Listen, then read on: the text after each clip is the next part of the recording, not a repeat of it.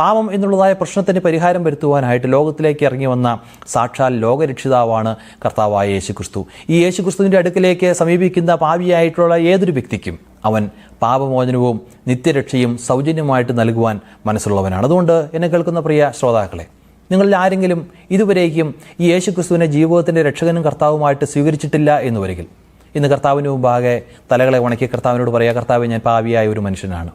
എന്നാൽ അവിടുന്ന് ലോകരക്ഷിതാവായിട്ട് ഈ ലോകത്തിലേക്ക് വന്നത് പാപിയായ എൻ്റെ പാപത്തിൻ്റെ പരിഹാരത്തിനായിട്ടാണ്, എന്നെ രക്ഷിക്കുവാനായിട്ടാണ് അങ്ങ് കടന്നു വന്നത് എന്ന സത്യം ഞാൻ വിശ്വസിക്കുന്നു, ഞാൻ അംഗീകരിക്കുന്നു. എനിക്ക് വേണ്ടി ക്രൂശിൽ മരിച്ച, എനിക്ക് വേണ്ടി പുനരുദ്ധാനം ചെയ്ത യേശുക്രിസ്തുവിനെ ജീവിതത്തിൻ്റെ രക്ഷിതാവും കർത്താവുമായിട്ട് ഞാൻ സ്വീകരിക്കുന്നു എന്ന് കർത്താവിന് മുമ്പാകെ ഹൃദയപൂർവ്വം വിശ്വസിക്കുകയും കർത്താവിനെ ആ നിലയിൽ ഹൃദയത്തിലേക്ക് സ്വീകരിക്കുകയും ചെയ്തിരിക്കുന്ന ഏതൊരു വ്യക്തിക്കും ദൈവത്തിൻ്റെ മകനാകുവാൻ അല്ലെങ്കിൽ മകളാകുവാനായിട്ടുള്ള വലിയ സ്വാതന്ത്ര്യം കർത്താവ് നൽകിയിരിക്കുന്നു.